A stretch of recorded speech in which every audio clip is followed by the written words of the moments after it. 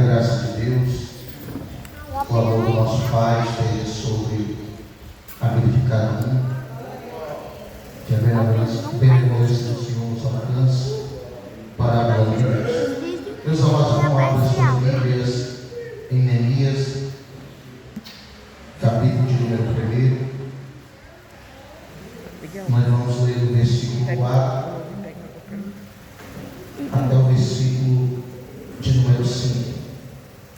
Neemias, capítulo de número 1, versículo 4 e 5. Hoje nós vamos meditar, meus amados irmãos, como aprender a reconstruir no meio das adversidades. Glórias a Deus. Neemias, capítulo de número 1, versículo 4 e o versículo 5. Amém? Glória a Deus. E sucedeu que, ouvindo eu estas palavras, assentei-me e chorei e lamentei por alguns dias, e estive jejuando e orando perante o Deus dos céus, e disse: Senhor Deus dos céus, Deus grande e temível, que guarda a aliança e a benignidade para com aqueles que o amam e guarda os seus mandamentos. Amém, meus irmãos? Meus amados irmãos, eu gosto muito da história de Neemias, que nos mostra como nós devemos reconstruir as áreas da nossa vida com equilíbrio e também de uma forma mais sensata e coerente. O livro de Neemias, ele nos mostra de como nós realmente vamos reconstruir as nossas vidas. E hoje eu quero meditar com os irmãos nessa primeira parte. Se Deus Jesus não voltar e nos der outra oportunidade, em outra oportunidade nós vamos meditar na reconstrução, meus amados irmãos, da nossa área física. Primeiramente eu quero meditar hoje a reconstrução da nossa vida espiritual. Glórias a Deus. Quem está entendendo, diz amém? Hoje nós vamos meditar na reconstrução de uma vida espiritual. Porque tudo começa, meus amados irmãos, no espiritual. Não se engane com isso. Quando a gente lê a história de Jó, Jó não sabia de nada que estava acontecendo, mas o Deus Todo-Poderoso sabia de tudo. Então começou primeiramente lá, para depois ser concluído aqui nesta terra. E hoje nós vamos meditar na história de Neemias, aonde nós vamos ver que nós precisamos reconhecer, analisar, pensar, meditar realmente como está a nossa vida espiritual diante de Deus. Porque muitas vezes queremos que Deus faça grandes coisas nas nossas vidas, mas será que o nosso altar está em dia com Deus? Essa é uma reflexão que nós temos que fazer. Será que o seu altar está em dias com Deus? Será que o meu altar, o altar dos obreiros, o pastor Beto, todos estão em dia com Deus? Porque se o nosso altar não estiver em dia com Deus, meus amados irmãos, hoje é noite de nós restaurarmos o nosso altar com Deus. É noite de a gente entender e compreender. Sem a restauração do nosso altar, da nossa intimidade, comunhão, fidelidade a Deus, a gente não progride, a gente não cresce.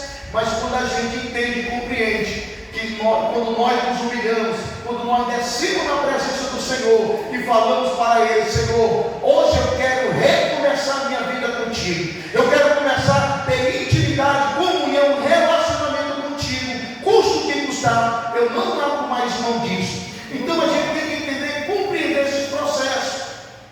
E quando a gente vai ler o livro de Neemias, capítulo de número 1, gostaria que os irmãos nos acompanhassem as palavras de Neemias, filho de Acalia, que sucedeu no mês de Quilé, no ano 20º, estando eu em Suzã, a fortaleza, que veio Anã, um de meus irmãos, ele e algum de Judá, e perguntei pelos judeus que escaparam e que restaram do cativeiro e acerca de Jerusalém. Então, olha só que no versículo 2 de Neemias, capítulo 1, Neemias, ele vai ter uma atitude, meus amados irmãos, que eu acho uma atitude de um homem valente, de um homem corajoso, de um homem realmente que sabia e compreendia que ele poderia fazer alguma coisa pelos seus irmãos. E há uma pergunta para mim e para você nesta noite. Tem alguém, alguma mulher, homem nesta noite que é valente e corajoso? Será que nós somos valentes e corajosos? Porque Deus, como diz Paulo, lá em Timóteo, que Deus não nos deu um espírito de covardia, de medo, mas Ele nos deu um espírito de fortaleza, de coragem para a glória de Deus. Então, quando a gente realmente está em Deus, a gente se reveste da autoridade e da capacidade, meus amados irmãos, que Deus nos dá para enfrentar as adversidades do dia a dia. Mas o que me chama muita atenção é que Neemias ousou a fazer uma pergunta. E ele diz: e perguntei-lhe pelos judeus que escaparam e que restaram no cativeiro e a seca de Jerusalém. Neemias perguntou. E muitas vezes, quando a gente faz uma pergunta, o que é que a gente quer ouvir? Coisas boas, sim ou não? Sim. Rapaz, como é que está o Paulinho? Rapaz, está uma bênção. Mas tudo bem com ele. Não é assim que a gente espera ouvir, ou não? Ou não? Quando ele faz uma pergunta, irmão, você tem uma expectativa de receber notícias boas. Receber notícia que vai alegrar o nosso coração. Aqui, ó. Só que quando Neemias fez essa pergunta, ele ouviu palavras negativas. Ele ouviu palavras de destruição. Ele ouviu palavras, meus amados irmãos, que se a gente não tiver estrutura, a gente desaba, a gente não consegue mais se manter de pé. Olha só no versículo de número 3. As palavras que ele ouviu. E disseram: os restantes que ficaram do cativeiro, lá na província, estão em grande miséria e desprezo. E o muro de Jerusalém fendido e as suas portas queimadas a fogo. Eu não sei se os irmãos compreenderam o que Neemias está acabando de ouvir agora. São palavras negativas, palavras de destruição. Ele está ouvindo o restante que ficaram do cativeiro. Irmão, quando a gente não está nas mãos do Senhor, nós estamos na mão do diabo. E quem está na mão do diabo, ele está preso. Ele vive em cativeiro. E esse cativeiro, meus amados, não é miséria, é destruição. Quando a gente não está nas mãos do Senhor, que a gente decide fazer a vontade do diabo, a gente vive uma vida aprisionada, uma vida destruída, uma vida, meus amados, que só a misericórdia de Deus para nos sustentar no dia mau. Olha só, lá em Lucas capítulo 13, tem uma mulher que era há 18 anos, não foi só um dia, não foi só um mês, não foi só um ano, há 18 anos, aquela mulher tinha um espírito de enfermidade, e ela andava curvada, irmão, e não podia de modo algum endireitar-se. No versículo 16 de Lucas 13, Jesus vai dizer: não convinha soltar esta mulher da prisão que Satanás já não tinha presa há 18 anos. Olha só, Satanás não teve aquela mulher presa por quantos anos, não? 18 anos. Mas chegou o dia que ela teve encontro com o nosso Senhor Jesus Cristo. As misérias da vida dela caíram para a glória de Deus. O poder das trevas caiu por terra. Ela foi liberta para a glória de Deus. Se nós ouvimos a voz do Senhor e realmente aceitamos a sua vontade, o cativeiro cairá por terra e o nome do Senhor será glorificado para a glória de Deus. Amém. E aqui eu quero trazer um destaque para a nossa vida. Porque este povo, a nação santa, a nação eleita, a nação escolhida por Deus, porque estava agora vivendo no cativeiro, porque estava vivendo em grande miséria, porque agora estava vivendo em desprezo, porque a cidade santa, meus amados irmãos, estava com os muros fendidos, as portas queimadas a fogo. Quem poderia aqui arriscar por que isso estava acontecendo? Os irmãos sabem por quê? O pecado.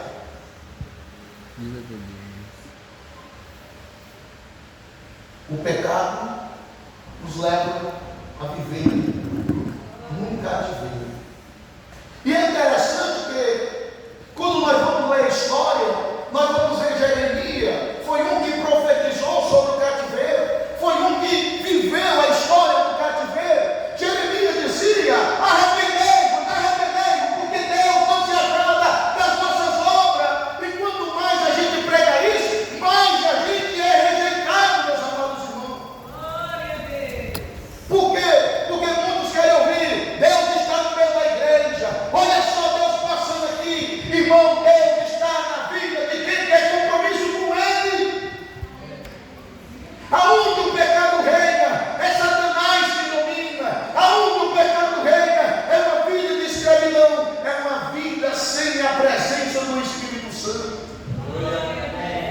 Neemias pregou, aliás, Jeremias pregou, e a nação se revoltou contra ele. Jeremias pregava, os seus familiares se revoltavam contra ele. Jeremias pregava, as pessoas queriam matar Jeremias, as pessoas queriam parar a mensagem de Jeremias. Mas nesta noite eu quero dizer, se ainda tem homens e mulheres que têm coragem de pregar contra o pecado, Deus será contigo nessa caminhada para a glória de Deus.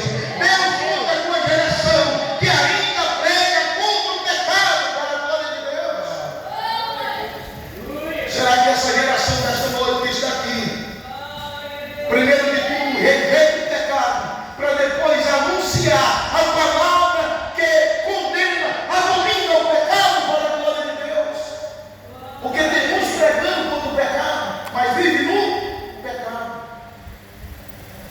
E Jeremias, ele foi, meus amados irmãos, rejeitado. Não queria ouvir a voz de Jeremias. E o povo foi para o cativeiro. Mas eu me alegro, passa-se o tempo. E aqui não quero entrar no contexto histórico. Eu quero enviar uma mensagem. Aqui eu quero meditar com os irmãos na atitude de Neemias no meio de um caos. Eu quero meditar na atitude de Neemias no meio da adversidade, no meio da prova, no meio de um lugar, meus amados irmãos, que Neemias estava no meio de um lugar onde a idolatria reinava. A questão não é o lugar que nós estamos, a questão é qual é realmente a nossa posição diante do Senhor. Porque podemos estar no nosso trabalho, mas podemos ser fiel a Deus. Podemos estar na nossa casa, mas podemos ser fiel a Deus. Nós podemos, meus amados irmãos, estar em qualquer lugar. Se Deus for conosco e nós estivermos nele, nós nos manteremos fiéis. A sua palavra nos guardará, nos blindará do mal e nos sustentará nessa caminhada para a glória de Deus. Aleluia. E Neemias, agora ele vai ser aquele homem que vai fazer a diferença. E eu creio que é isso que está faltando hoje. Homens e mulheres que façam a diferença no meio da igreja, no meio do povo de Deus. Olha só para a minha vida, a sua vida. Quando Neemias escuta essas palavras, ele tem uma reação. É assim, não é? Quando a gente escuta qualquer coisa, você tem uma reação ou não é? A gente sempre tem uma reação quando a gente escuta algo. E Neemias ele vai ter uma reação. E eu gosto muito dessa reação de Neemias no meio do caos, no meio do cativeiro, no meio do desprezo, no meio da grande miséria, aonde os muros de Jerusalém estavam fendidos, as portas queimadas a fogo. Sabe qual foi a atitude de Neemias, irmão? A atitude de Neemias começa no versículo de número 4. Olha só para a nossa meditação. Leia aí, irmão Vinícius, versículo 4 de Neemias, capítulo 1. Olha só para a nossa vida a atitude de Neemias. Mantenha sua Bíblia aberta, tá bom, irmão? Em nome de Jesus.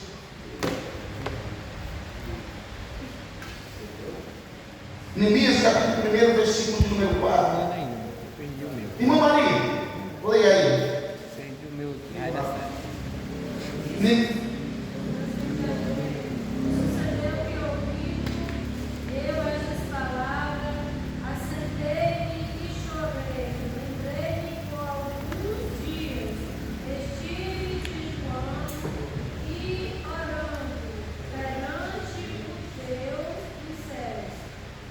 Eis uma pergunta, irmão. Olha só a atitude de Neemias. Quando ele ouviu aquelas palavras negativas, palavras de derrota, qual foi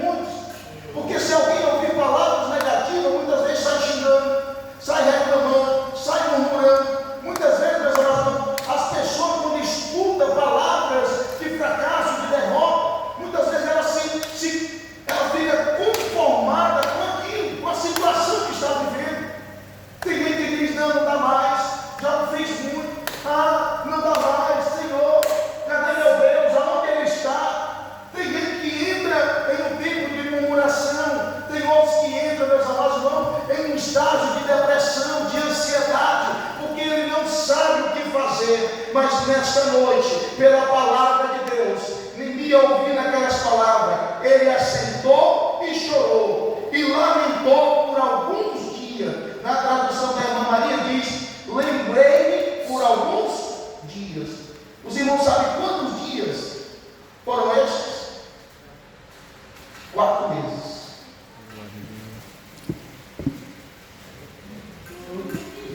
Quantos dias, irmão? 4 meses. E olha só, e o que ele estava fazendo durante esses 4 meses? Ele estava jejuando e orando perante o Deus do céu para a glória de Deus. O que eu quero dizer nesta noite para a minha vida e a sua vida? Ainda há esperança para quem está orando, para quem está jejuando perante o Deus dos céus. Tem alguém nesta noite que está orando? Tem alguém nesta noite que está jejuando para a glória de Deus? Não vá pensar que as coisas vão mudar porque a gente quer mudar. Não vá pensar que as coisas vão acontecer porque a gente quer acontecer. Não. A gente tem que provocar uma ação de Deus nas nossas vidas. E a gente provoca a ação de Deus. É orando, é jejuando, é se humilhando, é se prostrando diante de sua presença para a glória de Deus. E Neemias fez isso, irmão. Não foi só um dia, não foi só 2 dias, mas foi 4 meses. Orando e jejuando para a glória de Deus. Quem está orando nesta noite para a glória dele? Quem está jejuando para a glória de Deus? Porque vai haver um mover de Deus na vida de quem está orando e jejuando perante o Deus do céu para a glória dele. Quem crê nisso nesta noite, irmão? Que Deus se move através da oração e do jejum dos seus servos. Quem crê nisso nesta noite, irmão? Que Deus vai fazer coisas grandes na vida de quem está perseverando em orar, em clamar e pedir ao Senhor: muda o cativeiro, meu Deus, salva Jesus, liberta, Senhor, cura, meu Deus, transforma, Senhor, em criação, Senhor. Estenda tuas mãos, faz algo novo, meu Deus. Quem crê nesta noite que o Senhor ainda faz algo novo no meio do seu povo? Aleluia! Oh, glória a Deus! E sabe o que é que me chama a atenção?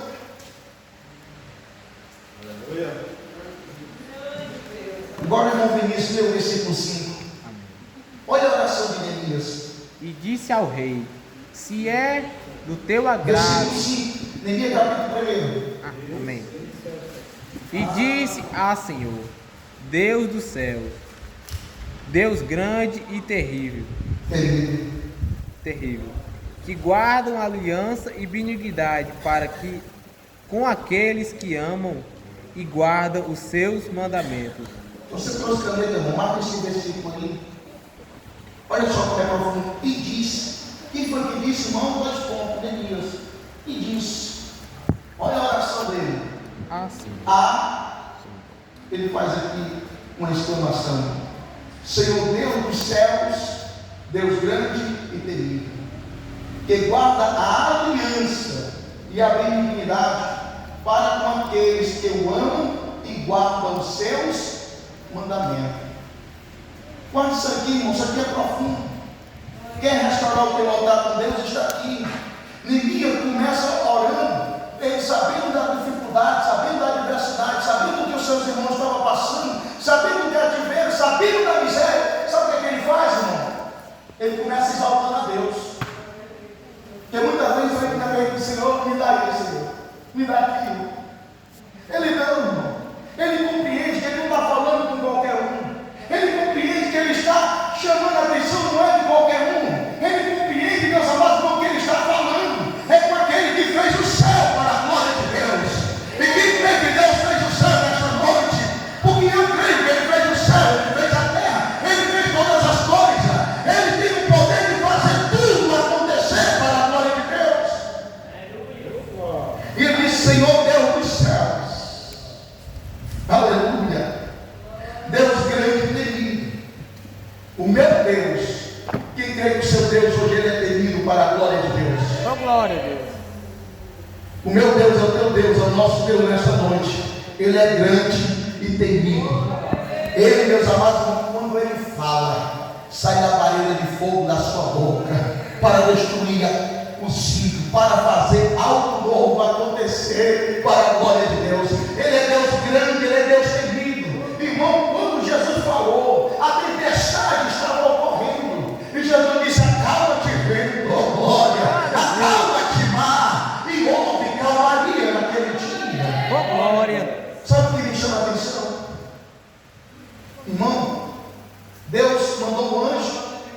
leões dizimados. Foi assim ou não foi com Daniel? Sabe o que me chama a atenção? Que Deus fala com os animais e os animais obedecem. Glória a Deus. Sabe o que chamou a atenção? Que ele fala com o vento e o vento obedece. Ele fala com a água, com a fúria do mar e obedece. E com fogo. Mas quando ele fala com o homem, misericórdia de Deus. Meu Deus. É assim ou não é? Quando ele fala com o homem, quer saber? Muitos endurecem o seu coração. Aleluia. Mas quem está com o coração aquebrantado nessa noite, que deseja ouvir a voz do Senhor, porque ele vai continuar dizendo assim, ó, que guarda a aliança e a benignidade, ou a misericórdia, dependendo da tradução, para com aqueles, ele não diz todos, ele diz para com quem, irmão? Para com aqueles, não é todos. É como diz o Salmo de número 1, aquele que habita, não são todos. Aquele, quem são aqueles? Com aqueles que o amam